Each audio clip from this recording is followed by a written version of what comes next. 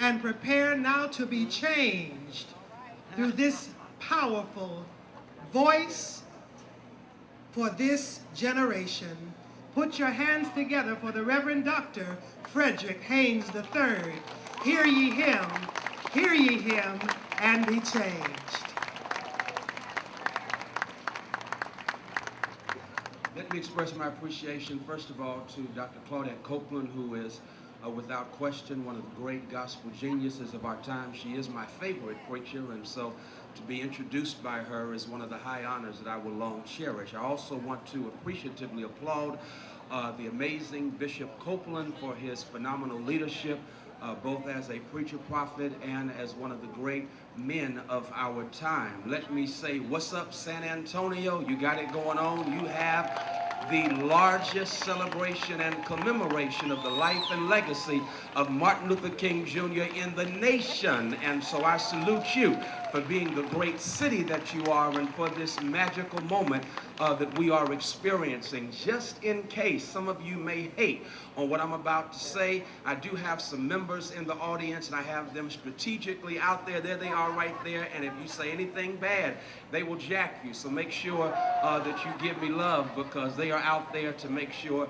that they have my back. I am honored and humbled to be here, and of course, I today want to spend just a few moments talking about looking back in order to move forward. Looking back in order to move forward. This day, of course, is a poetic, prophetic, and powerful day that is pregnant with so much potential.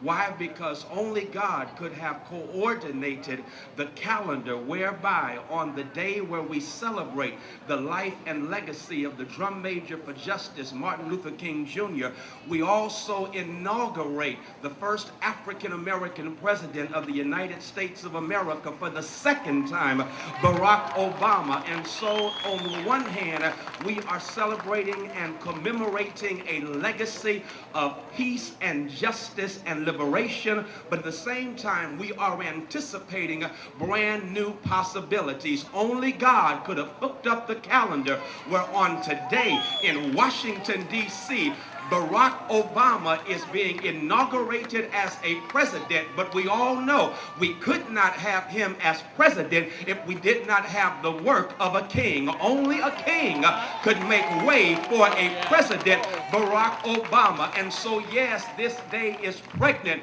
with so much potential. I dare suggest that we stand in a convergence, no, an intersection. I like that word, an intersection between history and possibility. History, for on the one hand, we recall what it is and who it was that helped us to come to this magical moment. At the same time, it's not enough for us to shout hallelujah about the past. We must engage in do-ya-luya and make a difference in the present. Why? Because we have a responsibility to be true to the wonderful legacy of liberation and equality, of opportunity that has made this moment so rich and so possible. And so for just a few moments, we ought to look back in order for us to move forward. We ought to look in the rear view mirror of yesterday so that we can make a right turn today. I like that. Looking in the rear view mirror allows us to make truly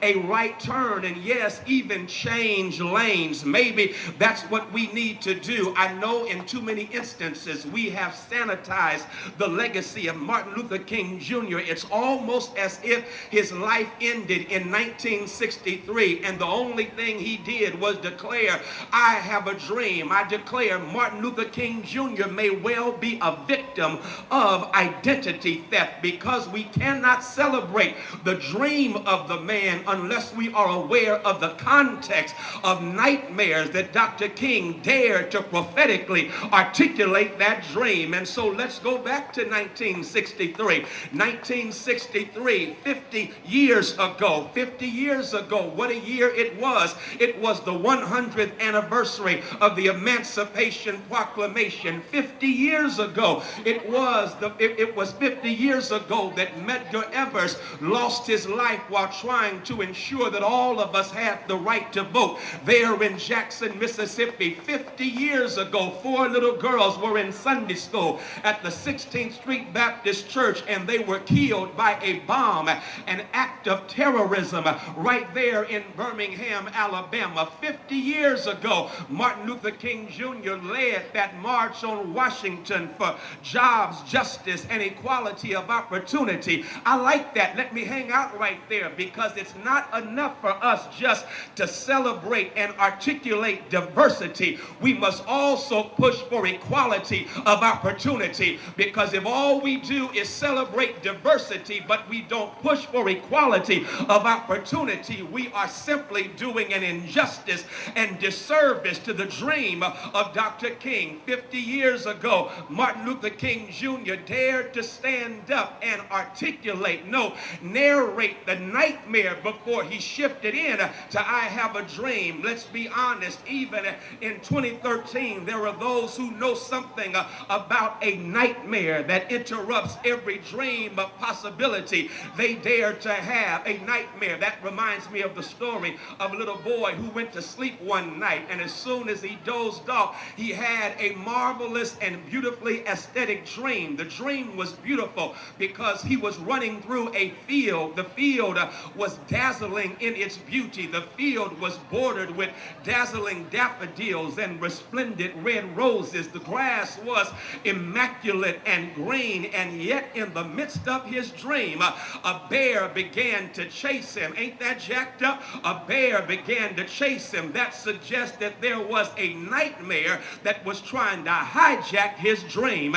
And let's not forget that on this powerful day where we celebrate the symbolism of Barack Obama there in Washington, D.C., on the birthday celebration of Martin Luther King Jr., that while we celebrate the dream, there are those who are still living in a nasty nightmare of no opportunity, a nasty nightmare of food deserts in this nation, a nasty nightmare of a criminal justice system that in too many instances is unjust, and as a consequence, we now have a prison industrial complex that has been fed by mass incarceration.